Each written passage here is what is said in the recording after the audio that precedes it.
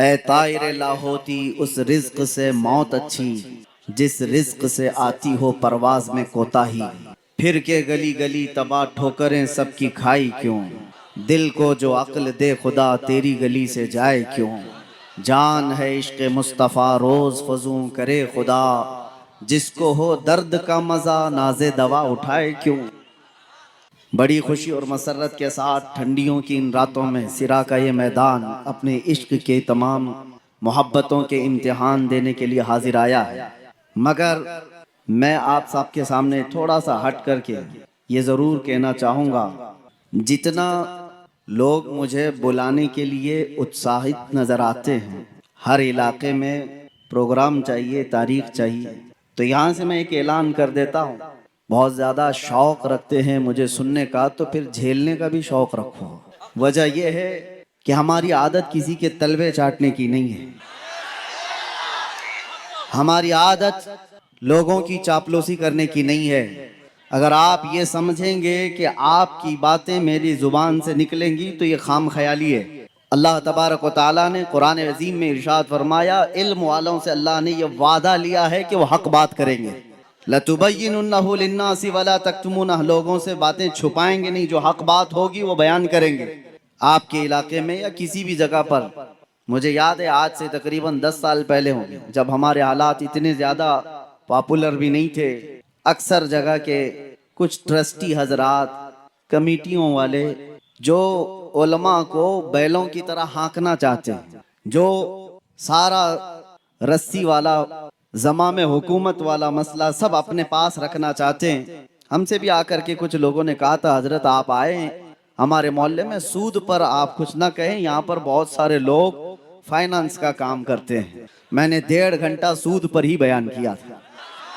بلانا ہے بلاؤ، اس کے بعد نہ بلاؤ، بات میرے مصطفیٰ کی ہوگی۔ نبی کریم صلی اللہ تعالیٰ علیہ وسلم نے جو بیان فرمایا ہے وہ ہم بول کر کے رہیں گے۔ ابھی میرے آنے سے پہلے آپ کے ذمہ دار حضرات بھی ڈرے سہمے ہوئے تھے، اور یہ لوگ بھی یہ کہہ رہے تھے کہ کچھ دستخط کر دیجئے، وہ نہیں بولیں گے، یہ نہیں بولیں گے۔ ہاں اتنا کہوں گا، میں کتا کسی کو نہیں بولوں گا، ہاں کتے کو ہی کتا بولوں گا۔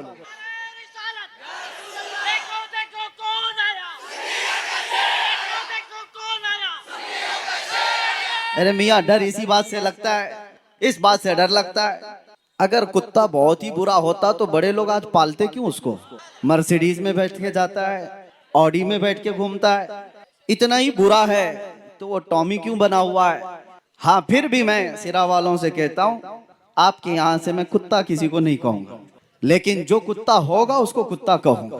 اتنا کہنے کی تو اجازت ہے، حکومت سے بھی ہے، قانون سے بھی ہے، اور آپ کے کمیٹی والوں کی اجازت کی ضرورت بھی نہیں ہے۔ یہ بات میں اس لیے کہہ رہا ہوں میرے عزیزو، یہ لطیفہ نہیں ہے اور مذاق نہیں ہے۔ میں نے جو گفتگو شروع کیا، حالات ایسے آ گئے کہ سب سے زیادہ میں نے آج دیکھا ہے بزدل لوگ وہ لوگ ہیں جو مسلم نیتا بنے ہوئے ہیں، لیڈر بنے ہوئے ہیں۔ میری بات کڑوی لگے گی، لیکن ایک بات یاد رکھنا، بخار کی دوا کڑوی ہوتی ہے، نگل لو تو فائدہ ہے، اگل دو گے تو یہ بخار چڑھتا چلا جائے گا۔ جتنا تمہارے اندر چاپلوسی اور دوسروں کی رضا حاصل کرنے کی چاہت آئی ہے، یہ قوم کو لے ڈوبتی ہے، قوم کو لے ڈوبتی ہے۔ اگر سیاست کرنا نہ آتا ہو تو اس میدان میں آتے کیوں ہو؟ اس میدان میں کیوں آتے ہو؟ قوم کی دلالی کرنے کے لیے، عزت نفس بیچ کر کے اسلام اور مذہب اسلام کا سودا کرنے کے لیے؟ مجھے تکلیف انہی لوگوں سے ہے، اسی لیے کہا گیا ہے، مجھے بہت ذمہ دار لوگوں نے کہا تھا کہ آپ کی اس قوم کو کوئی دوسرا برباد نہیں کر سکتا جب تک کہ آپ کا ہی آدمی برباد نہ کرے۔ آپ کا آدمی جب تک نہ توڑے کوئی دوسری قوم آپ کو نہیں توڑ سکتی۔ ایک بہت بڑے آفیسر کی بات میں آپ کے سامنے عرض کر رہا ہوں، اور قرآن میں بھی رب تعالیٰ فرماتا ہے وَلَن يَجْعَلَ اللَّهُ لِلْكَافِرِينَ عَلَى الْمُؤْمِنِينَ سَبِيلًا، اللہ تبارک و تعالیٰ ہرگز ایمان والوں پر کافروں کو غلبہ نہیں دے گا، الا یہ کہ مگر یہ کہ مسلمان ہی غدار ہوگا، جماعت کی دلالی کر رہا ہوگا، بزدلی اس کے اندر آئی ہوگی، وہ قوم کو بیچنے کی باتیں کر رہا ہوگا، مخبری کر رہا ہوگا۔ آج تو کتنے لوگ اسی پر اپنا گزر بسر کر رہے ہیں، وہ ٹپر بنے ہوئے ہیں، مخبر بنے ہوئے ہیں، کتنوں کے گھر اس پر چل رہے ہیں۔ باز آ جاؤ میرے عزیزو، خیر امت ہو آپ، قرآن نے کہا ہے کنتم خیر امت اخرجت للناس، تمام انسانوں میں اللہ نے تمہیں خیر امت بنایا ہے. تأمرون بالمعروف وتنہون عن المنکر، تم اچھائیوں کا حکم دینے والے ہو، برائیوں سے روکنے والے ہو. تم نے اگر یہ ذمہ داری چھوڑ دی تو ایک بات یاد رکھنا، ہوتا کیا ہے معلوم ہے؟ ایک مشہور شعر ہے، دیوار کیا گری میرے خستہ مکان کی، دیوار کیا گری میرے خستہ مکان کی، لوگوں نے آنے جانے کا راستہ بنا لیا. ہوتا یہی ہے، گھر اگر پرانا ہو کر ٹوٹ گیا اور اس کی دیکھ بھال نہیں کی جا رہی ہے تو لوگ اس کو تو راستہ سمجھ کر ادھر سے ادھر نکلنے لگ جائیں گے، گھر کو بھی راستہ بنا لیا جائے گا. یہی حال ہے آج. ہم نے مصطفیٰ کریم صلی اللہ تعالیٰ علیہ وسلم کی غلامی سے جو روگردانی کر لیا، حق بیان کرنا علماء نے چھوڑ دیا ہے، تو ہر قوم نے تم کو اپنے نشانے پر اٹھا رکھا ہے. وجہ یہی ہے کہ آج ہم ہر ایک کے راستے پر کیوں آئے ہوئے ہیں؟ کیوں فٹ بال کی طرح سے اچھالا جاتا ہے، کھیلا جاتا ہے؟ وجہ یہ ہے کہ تم نے اپنی اصلیت کو بھولا دیا ہے. قرآن تمہاری اصلیت کیا بتا رہا ہے؟ تأمرون بالمعروف وتنہون عن المنکر، تم اچھائیوں کا حکم دینے والے ہو، برائیوں سے روکنے والے ہو. کتنے بچے ایسے ہیں اس میں جو اچھائیوں کا حکم دینے کا کام کر رہے ہیں، برائیوں سے روکنے والا کام کر رہے ہیں. کسی کو کسی کی آج نہیں پڑی. 24 گھنٹے بچہ نشے میں گھوم رہا ہو، پڑوس میں دیکھنے والے بھی دیکھ کر اس کو ہنس کر کے چلے جاتے ہیں. ایک بات یاد رکھنا، محلے میں ایک زانی ہوتا ہے تو پورے محلے سے برکت اٹھ جاتی ہے، پورے محلے سے. دوسرے عبادت گزار بھی ہوتے ہوں گے. ایک بات ایک حدیث میں ہے، جبرائیل امین علیہ السلام کو حکم ہوا تھا کہ ایک بستی کو تباہ کر دو، یہ بہت نافرمان ہے. اللہ کا حکم آیا، وہ بستی کو تباہ و برباد کرنے کا عذاب اللہ کا آ گیا. لیکن اس بستی میں ایک نیک بندہ بھی رہتا تھا، اور اتنا نیک کہ اس نے کوئی گناہ نہیں کیے تھے. جب عذاب آیا تو وہ بھی اس بستی میں تھا. جبرائیل امین نے پوچھا مولا اس تیرے نیک اور عابد بندے کا کیا کرنا، عبادت گزار کا؟ رب کا جلال تھا، فرمایا اس کو بھی عذاب میں ہلاک کرو. پوچھنے کی ہمت نہیں ہوئی فرشتے کی کہ اللہ اس کا کیا قصور ہے. زمانے کے بعد وہ بستی تباہ و برباد ہو گئی، عذاب کا شکار ہو گئی. رب تعالیٰ کی بارگاہ میں اس فرشتے نے پوچھا مولا اس کا کیا قصور؟ رب تعالیٰ نے فرمایا وہ برائیاں اپنی آنکھوں سے دیکھتا تھا اور کسی کو کچھ کہتا نہیں تھا، دیکھ کر خاموش رہتا تھا. تو برائیاں دیکھ کر خاموش رہنے والے کا بھی وہی انجام ہے جو برائی کرنے والے کا ہے. وہ سپورٹر ہے، وہ خاموش تعاون کر رہا ہے. آج یہ حالات نے ہمیں دیمک کی طرح سے گلا رکھا ہے میرے عزیزوں. سب سے پہلے میں ان لوگوں کی خبر لینا چاہتا ہوں جو علماء کو چلانا چاہتے ہیں، جو بڑے بڑے نیتا ہوں کہ پیسے والے ہوں، جو کچھ بھی ہو آپ، تمہارا مال تمہیں مبارک. رضینا قسمت الجبار فینا لنا علم وللجہال مال. مولا علی کرم اللہ وجہہ الکریم نے فرمایا تھا اللہ تبارک و تعالیٰ کی اس تقسیم پر ہم راضی ہیں کہ اللہ نے ہمیں علم دیا ہے، جاہلوں کو مال دیا. ہم اس تقسیم پر راضی ہیں. اللہ تبارک و تعالیٰ کا فضل و کرم و احسان عظیم ہے. لیکن مالداروں سے، کمیٹی والوں سے، ذمہ داروں سے، میں ہر جگہ کے علاقے والوں سے، ظاہر سی بات ہے ہماری بات پھیلتی ہے، سب سے کہتا ہوں ہوش کے ناخن لو. آپ کو ذمہ دار علماء کی گردن پر بیٹھنے کے لیے نہیں بنایا گیا.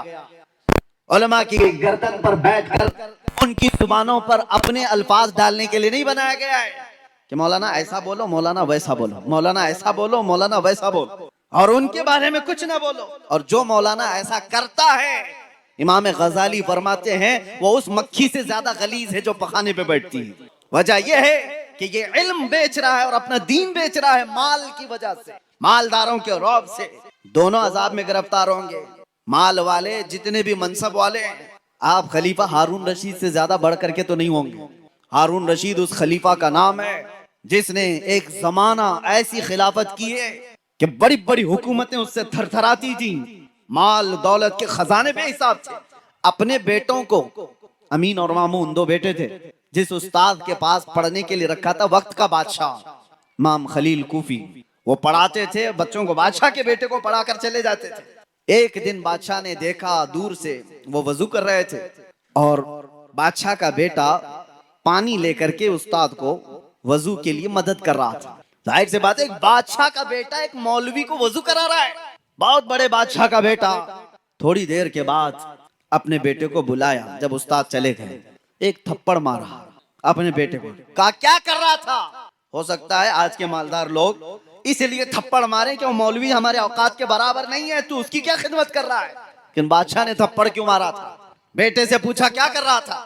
کہا استاد کی خدمت کر رہا تھا، وضو کا پانی دے رہا تھا، اور تھپڑ لگایا اور کہا خدمت کا یہ طریقہ نہیں ہوتا، ایک بھائی پانی ڈال رہا ہوتا اور دوسرا بھائی پاؤں دھو رہا ہوتا، یہ خدمت کا طریقہ ہوتا، تم دور سے پانی کیسے دے رہے؟ ان بادشاہوں نے بھی اپنے بیٹوں کو یہ سکھایا تھا کہ علماء کی جوتیوں کے پاس بیٹھو، یہی ادب ہے، نہ یہ کہ ان پر اپنی مرضی چلاؤ۔ دین کا نظام یہیں سے تو بگڑ رہا ہے۔ ممبروں پر جو آوازیں اٹھتی تھی، حق کی آوازیں، انہیں کون دبا رہا ہے؟ آج ہم آزاد ملک میں جی رہے ہیں، اور الحمدللہ مجھے فخر ہے جتنی آزادی کے ساتھ ہم بولتے ہیں۔ حق بات کا اعلان کرنے میں جب کوئی پابندی نہیں ہے تو یہ کون لوگ ہیں جو مال والے، پیسے والے، جو علماء کو اپنی مرضی کے مطابق بلوانا چاہتے ہیں؟ ہاں، حالات سے آپ باخبر کر سکتے ہیں علماء کو، حالات اس طرح کے چل رہے ہیں، اور ایک نباز عالم وہ خود سمجھ جائے کہ اسے کیا بولنا ہے۔ کلم الناس علی قدر عقولہم، لوگوں کی عقل اور زمانے کے حالات کے اعتبار سے وہ گفتگو کرے، لیکن یہاں حالات بہت الگ چلے ہیں۔ یہ جو قوم رات بھر جلسے کرتی ہے، یہاں کے تو چلے، ہم ساؤتھ میں ہیں، ابھی اچھے خاصے جلسے ہو کر کے چلے جاتے ہیں۔ شمال ہند میں ہم نے دیکھا ہے رات 5 بجے تک جلسہ چلانے والے، کئی شاعروں کو، کئی بڑے بڑے مقررین کو لانے والے، اور پتہ نہیں کتنے کتنے پیسے خرچہ کرنے والے، وہ اپنے مسجد کے، محلے کے مؤذن کو اور امام کو 5,000 دینے کو بھی تیار نہیں۔ ان علماء کو اسی طرح سے رکھا گیا ہے، اور پھر کہتے ہیں کہ قوم کے اندر بدحالی ہے، قوم کے اندر زبوں حالی کا شکار ہو چکی ہے، یہ قوم اخلاق میں گری ہوئی ہے۔ جہاں سے حق بات کا اعلان ہوتا تھا ان آوازوں کو دبا دیا گیا ہے، ان آوازوں کو ختم کرنے کی کوششیں کی جا رہی ہیں۔ یہ غیروں کی طرف سے نہیں، اپنوں کی طرف سے اصلاح کرو۔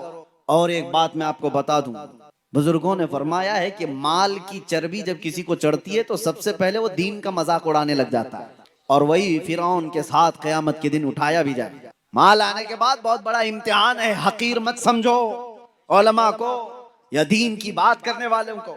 نہ پوچھ ان خرقہ پوشوں کو، ارادت ہو تو دیکھ ان کو، یہ بیضا لیے بیٹھے ہیں اپنی آستینوں میں۔ یہ علماء ہی تھے جنہوں نے انقلاب پیدا کیے ہیں، انسان بنائے، لوگوں کے مزاج کو سنوارا ہے۔ بگڑتے ہوئے حالات میں کون لوگ تھے؟ عشق رسول کی باتیں کرنے والے، قرآن کے پیغامات کو پھیلانے والے، یہ وہ مختصر سی جماعت تھی۔ اس ہندوستان کی آزادی میں آپ کو پتا ہے 1857 کے غدر میں 30,000 علماء کرام کو دلی سے لے کر کشمیر تک ہر جھاڑی پر لٹکا دیا گیا تھا۔ پھانسی پر لٹکنے والے، انڈمان نکوبار کالا پانی کی سزا کاٹنے والے، یہ علماء ذویل احترام تھے، اور وہ حق بولنے والے تھے۔ جانتے ہو انگریزوں کا دبدبا تھا، اور ایسا دبدبا تھا کہ کوئی کچھ بات نہیں کر سکتا تھا، کوئی ڈیموکریسی نہیں تھی، ان کا غلبہ تھا، غلغلہ تھا۔ ایسے ماحول میں دلی کی جامع مسجد سے علامہ فضل حق خیر آبادی نے فتویٰ صادر کیا تھا، جبکہ انہیں پتا تھا انجام کیا ہوگا، اور اسی انگریزوں کے خلاف فتویٰ صادر کرنے کی بنیاد پر ایک تحریک چھڑی پورے ہندوستان میں۔ یہ 1857 کی بات کر رہا ہوں، 1947 کی نہیں۔ 90 سال کی محنت کے بعد اس ملک کو آزادی ملی۔ 1857 میں یہ چھڑی تھی علماء کی ذریعے سے۔ علماء ذویل احترام نے جب انگریزوں کے خلاف یہ فتویٰ دیا تھا اور قوم کے اندر بیداری لائی تھی، اس کی سزا ان کو کیا دی گئی ہے پتہ ہے؟ علامہ فضل حق خیر آبادی عام عالم کی بات نہیں ہے، اعلیٰ حضرت بھی جن کا ادب کیا کرتے، وہ فضل حق خیر آبادی کالا پانی کی سزا کاٹتے کاٹتے جیل میں انتقال کر گئے۔ آج بھی ان کا مزار انڈمان نکوبار میں ہے۔ کس چیز کی ان کو سزا دی گئی تھی؟ حق بولنے کی، اور ان کو سزا دے دی گئی تو کیا دوسرا ڈر کر کے خاموش ہو گیا؟ اسی زمانے میں کفایت علی کافی، کفایت علی کافی کو مراد آباد میں 3,000 انگریزوں نے گرفتار کیا تھا۔ 8 دن تک ان کے جسم پر استری چلاتے تھے، گرم استری، اور جب چمڑی جلتی تھی تو اس پر نمک چھڑکتے تھے۔ 8 دن تک اس عالم باعمل نے مصیبتیں برداشت کی۔ 8 دن کے بعد انگریزوں نے پھر سے کہا باز آ جاؤ اپنی باتوں سے، جو قوم کو تم اٹھاتے ہو اس سے باز آ جاؤ، ہم منصب دے دیں گے، اپنی حکومت میں کوئی عہدہ دے دیں گے۔ کفایت علی کافی نے کہا تھا میرا دین اتنا سستا نہیں ہے کہ تمہارے ٹکڑوں پر میں بیچ دوں۔ اس پاداش میں کفایت علی کافی کو مراد آباد کے چوراہے پر کھڑا کر کے پھانسی پر لٹکا دیا گیا۔ پھانسی پر لٹکانا یہ سننے میں آسان لگ رہا ہوگا، مجمع جمع تھا ایک ایسے عالم دین کو جس کے ہزاروں لوگ سننے والے تھے، انگریزوں نے گرفتار کر کے پھانسی پر سولی پر چڑھانا چاہا۔ روایات پڑھ کر کے دیکھو میرے عزیزوں، رونگٹے کھڑے ہو جاتے ہیں۔ میں نے پڑھا ہے، ارے پھانسی پر جانے والے کی حالت کیا ہونی چاہیے؟ जिस्म के अंदर थरथराहट, वो चेहरा पीला पड़ गया। उन्हें किफायत अली काफी को देखते हुए लोगों ने कहा, न माथे पे शिकन है और न जिस्म पर कोई हरकत है। मुस्कुराता हुआ वो फंदे की तरफ जा रहा है, इसलिए कि उसे पता है कसूर कुछ नहीं है मेरा।